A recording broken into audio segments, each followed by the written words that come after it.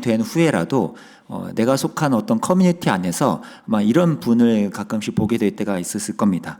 커뮤니티 안에 막 엄청 주목받거나 인기가 되게 많으시거나 그래서 사람들이 되게 막 좋아하는 그런 분은 아닌데 그냥 그 존재감은 너무 뚜렷한 그런 분이 있잖아요. 그래서 그분을 무시하지 못하고 그런 분이구나라고 존재는 느끼고 있다가 어느 날 어떤 계기로 다시 보니 세상에 저분이 저런 분이구나. 와, 저분이 저런 것을 갖고 계셨네? 라는 이런 새로운 것을 발견할 때 우리는 그 사람에게 이렇게 새롭게 눈에 뜨게 되죠.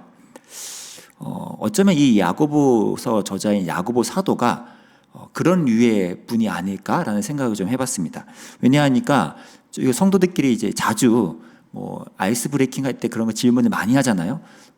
뻔한 질문이지만 성경 인물 중에 누구를 가장 좋아하세요? 라고 물으면 우리가 잘 아는 그 인물들이 많이 나와요. 다윗, 모세, 아브라함, 그죠? 신약에 넘어오면 바울, 베드로 많죠. 근데 제 주변에는 아직은 야고보요라고 말하는 분은 아직은 제가 못 만났거든요. 이 중에 야고보 팬이 있으신 분들은 제가 또 실례인데, 근데 아직은 제가 못 만났어요. 그럴 정도로 야고보가 엄청 막 환호받는 인기 있는 분은 아니지만 또 그렇다고 그분의 존재감이 없지는 않습니다. 야고보서로서 그분은 워낙 잘 알려져 계시고 그분 특유의 그 색채가 있기 때문에 우리는 또 그분을 존재감을 느끼죠. 그러다가 제가 바라기는 오늘 이 야고보서를 마지막으로 하면서 야고보라는 그분이 존재감은 있었지만 새롭게 그분에 대해서 우리가 눈에 뜨게 되는 야고보라는 분이 이런 분이었구나, 이런 걸 말하고 싶어하는 분이구나 라는 것을 좀 같이 느끼면 좋겠다는 생각이 들었습니다. 왜 제가 그런 생각을 했냐면요, 야고보서의 끝맺음 자체가 조금은 독특해서예요. 여러분이 신약 성경을 많이 읽으셨잖아요. 그 신약 성경을 읽다 보면 맨 끝에 서신서 부분에 가면 보통은 어떻게 끝나죠? 그 그리스 특유의 문안 인사로 끝나거나 또는 축복의 기도로서 이렇게 마무리되는 경우가 굉장히 많죠. 근데 오늘 우리가 읽은 야고보서는 어떻습니까? 그런 게 전혀 없어요. 그래서 이게 지금 편지의 끝이라고? 이렇게 끝나는 거야? 라는 식으로 느낄 정도로 굉장히 둔탁하게 야고보서가 끝을 맺습니다. 근데 저는요, 이 둔탁하고 또 세련되지 않은 야고보서의 끝맺음이 오히려 굉장히 새롭게 크게 느껴졌던 이유가 여기서 저는 야고보 사도의 교회를 향한 애절한 마음을 느꼈기 때문이에요. 굉장히 노년의 야고보 사도 목회자였을 거고요.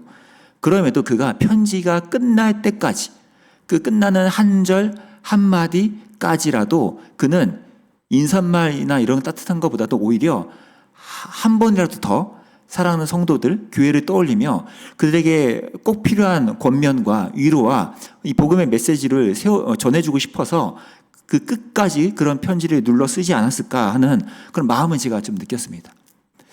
그렇게 제가 혼자 묵상하다 보니까 또 제 자신한테는 굉장히 좀 많이 반성도 되더라고요. 같은 이제 목회자로서 나는 이 노년의 목회자이셨을 야고보 사도처럼 그렇게 정말 끝까지 한 명에게 더 정확히 그리고 더 뜨겁게 더 알맞은 권면과 위로와 그 가르침을 주려고 애를 썼는가? 그런 생각들을 제가 지금 하게 되더라는 거예요.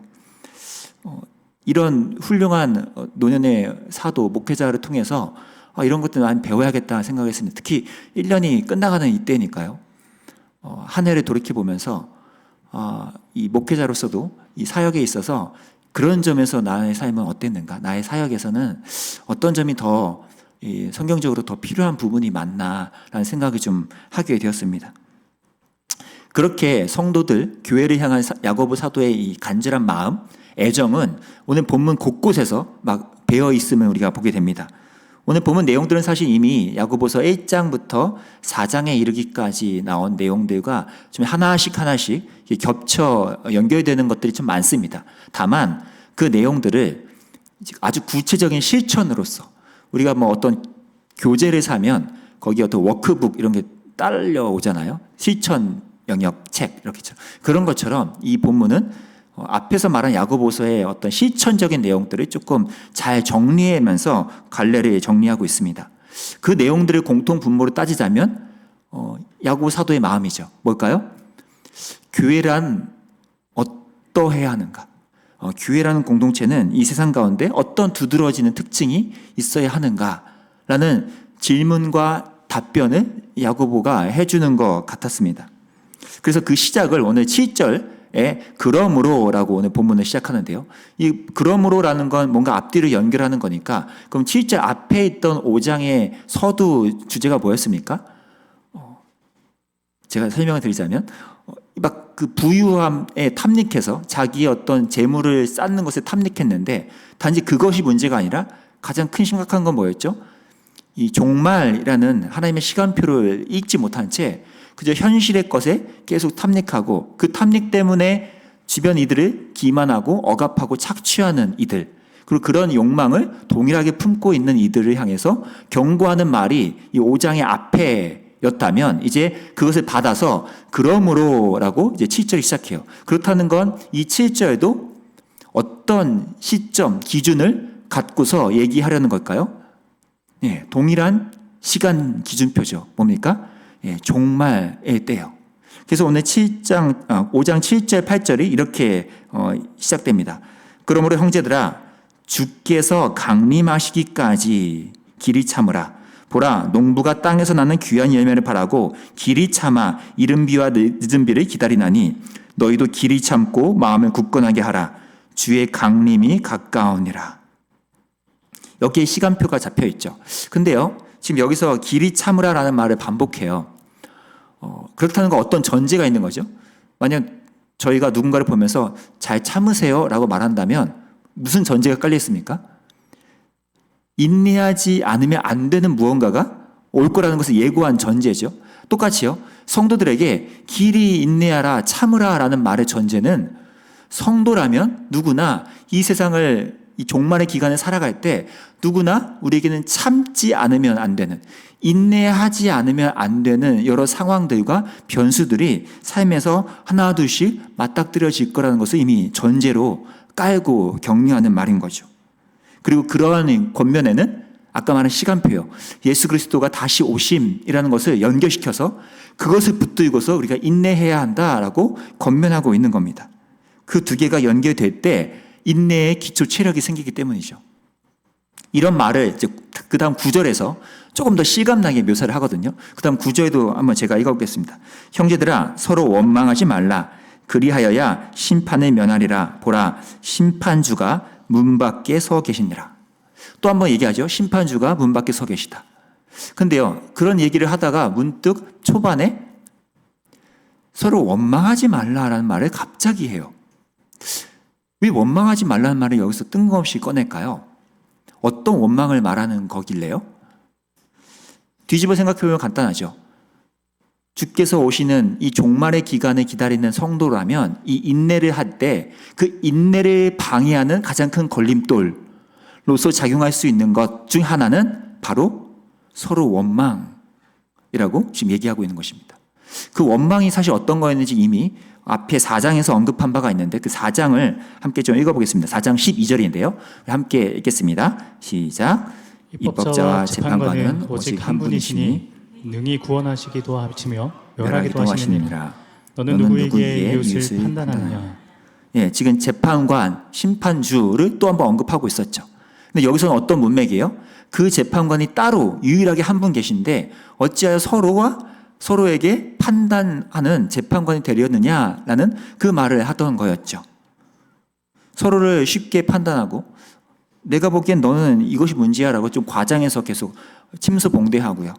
나는 그렇지 않을 텐데 라는 식으로 스스로가 재판자의 자리에 앉으려고 할 때 그럴 때 그 행동은 그런 모습은 함께 이 땅에서 인내하며 걷는 성도들을 굉장히 힘 빠지게 하고 어렵게 만드는 요소들이 될 수 있다는 것입니다.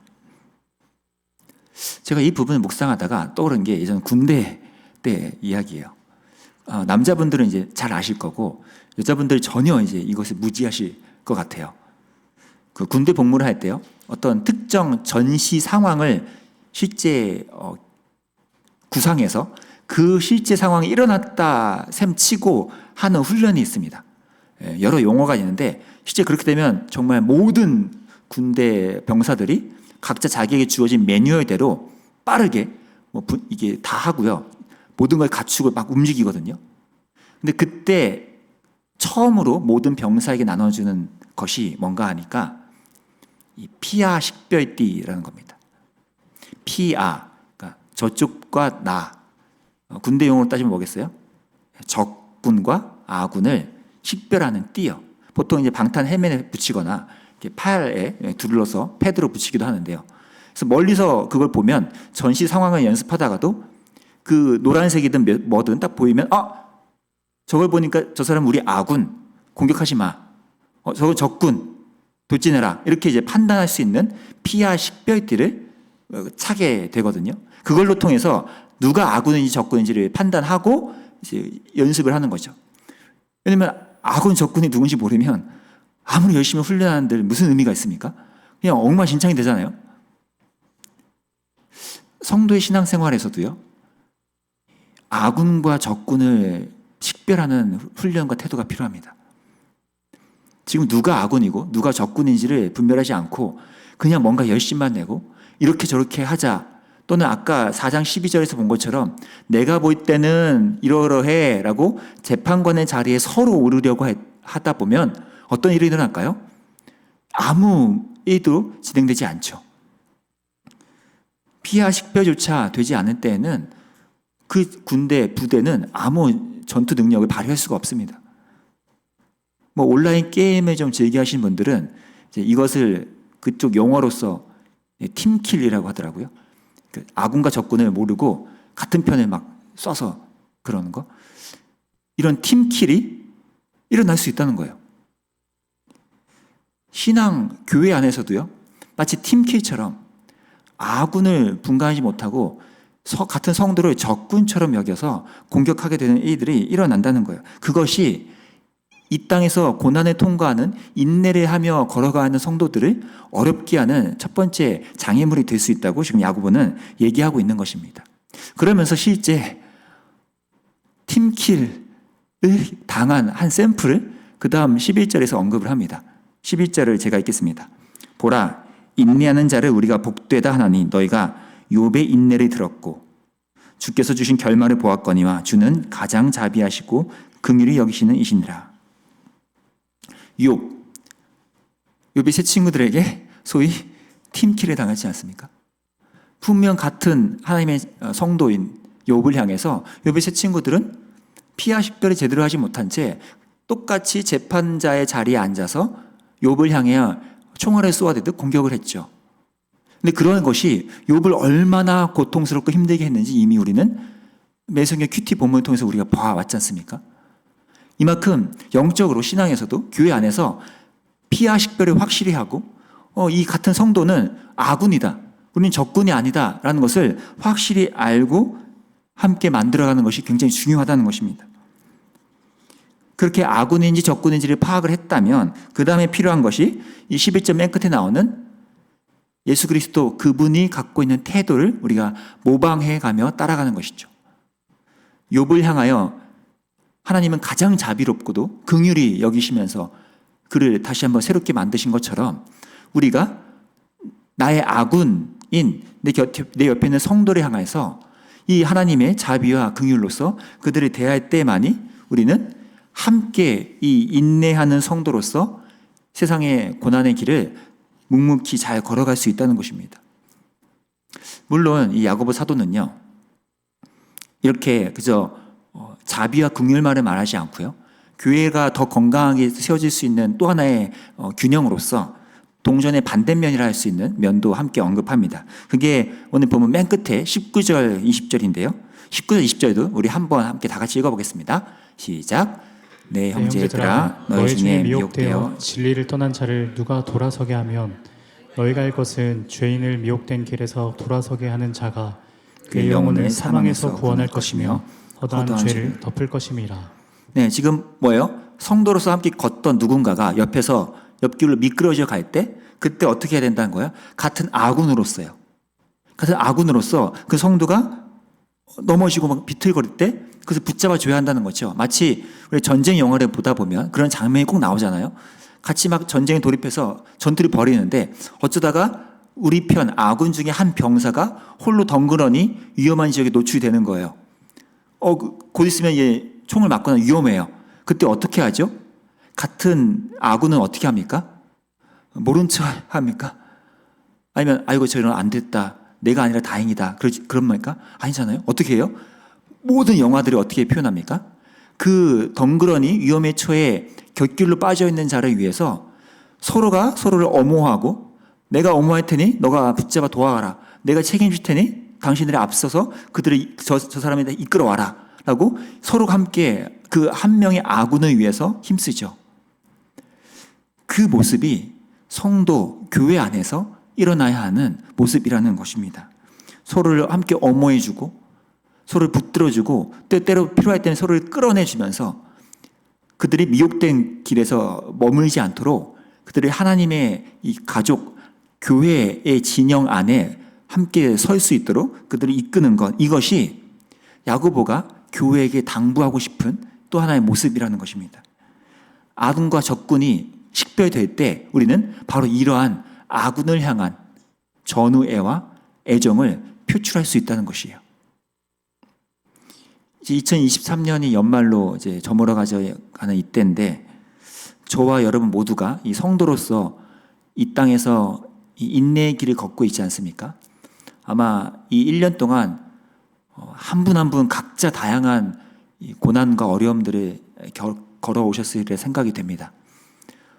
그때 우리가 성도로서 할 수 있는 건 이 아군으로서 성도를 식별하고 그들이 함께 이 외로운 고난의 길을 인내하지 않으면 안 되는 이 길을 함께 붙들며 걸어갈 수 있도록 서로를 붙잡아 주는 것.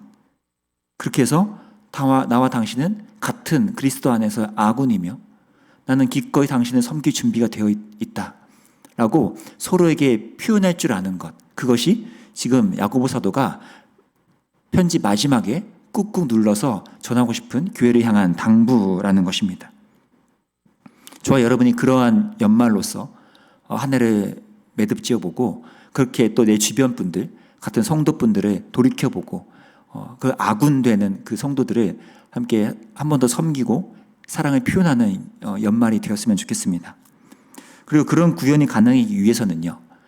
이게 머리로는 되는데 잘 안 될 때가 있거든요.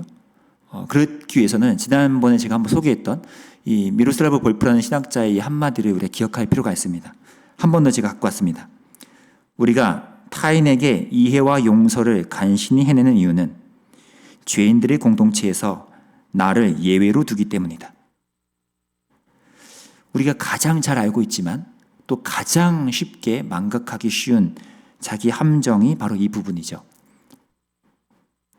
한번 저와 여러분에게 붙어있는 이 영적 피하 식별띠를 한번 확인해 보십시오.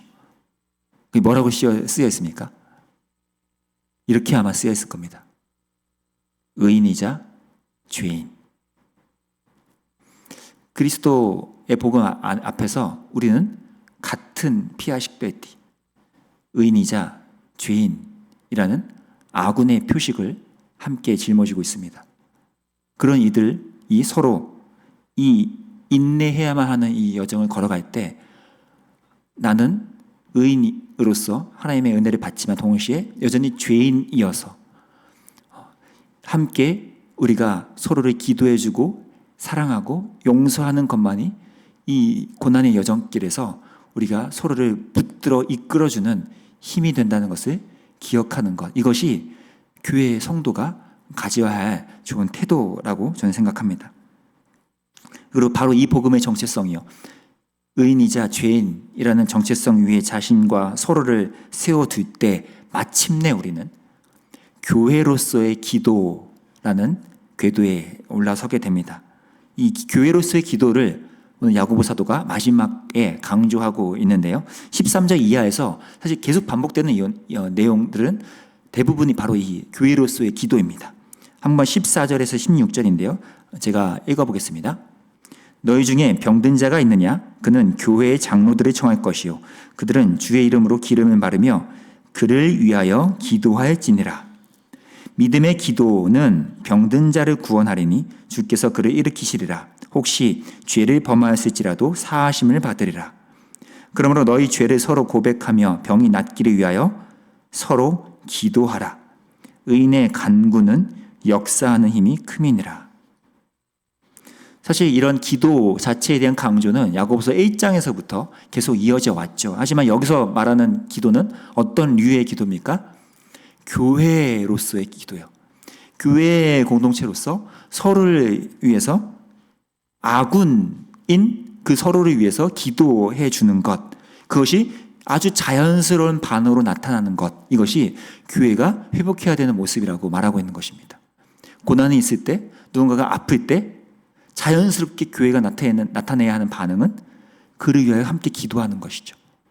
이것이 한 전우애로서, 한 아군으로서 함께 짊어져야 하는 사명이기도 합니다. 야고보서 전체를요, 크게 세 가지의 키워드로 압축을 해본다고 만약 표현한다면요, 아마 이런 용어들이 될 것 같습니다. 첫째는 혀의 거룩한 사용, 두 번째는 행동하는 경건, 세 번째가 겸손한 인내라고 좀 요약을 할 수 있을 건데요. 이렇게 혀의 거룩한 사용과 행동하는 경건, 겸손한 인내, 이 세 개 다 사실은 어떤 것을 통해서 잘 구현될 수 있을까요? 네, 기도이죠. 우리의 혀를 가장 잘 지혜롭게 사용할 수 있는 방법 중 하나는 바로 교회로서의 기도일 겁니다. 그리고 행동하는 경건으로서 누군가를 기꺼이 섬기고 그들을 향해 나아가고자 하는 이 행동의 경건 중에 또 가장 대표적인 것도 이 교회로서 기도해 주는 것일 테죠. 그리고 그렇게 서로를 위해서 함께 기도함으로써 우리는 자연스럽게 한 주 하나님 안에서 겸손한 인내로 이 고난의 여정을 함께 걸어갈 힘을 주고받게 된다는 것입니다. 이 부분에 대해서 그래서 리처드 보컴도 교회가 회복해야 할 기도의 중요성을 이렇게 정리한 바가 있습니다.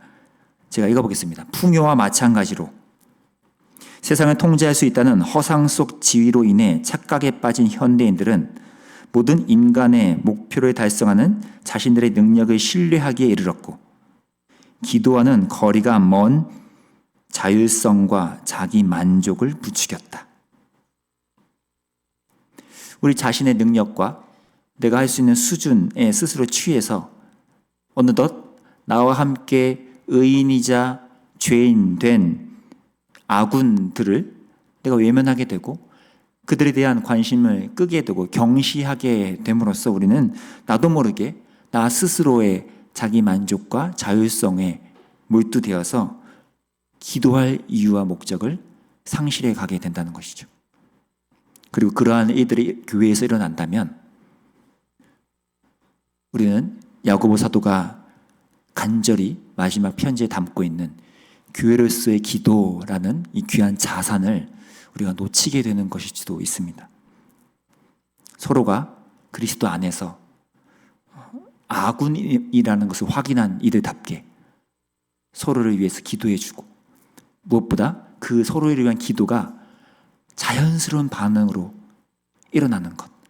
교회라면 그러한 기도로서 묶여지는 것이 아주 자연스러워지는 것. 그것이 이 야고보 사도가 1세기에나 지금 2023년에나 교회를 향해서 바라는 모습이리라 생각됩니다. 저와 여러분, 이 수지 이번 교회가 그러한 교회로서 하나씩 세워져 가기를 기도합니다. 말씀 맺겠습니다. 피와 식별과 기도라는 상관관계는 불과 분이라는 것을 오늘 말씀으로 좀 나눴습니다. 적군은 따로 있습니다. 우리는 아군이기에 아군과 적군을 식별하고 같은 전우로서 그리스도 안에서 부름받은 이들이 함께 끌어주고 붙잡아주고 서로를 위해서 자연스럽게 기도해주는 이런 모습들이 저와 여러분 우리의 일상 속에서도 계속 이어질 수 있기를 간절히 기도합니다. 함께 오늘 좀 찬양하면서 실제 기도하면 좋겠는데요. 우리 사용하셔서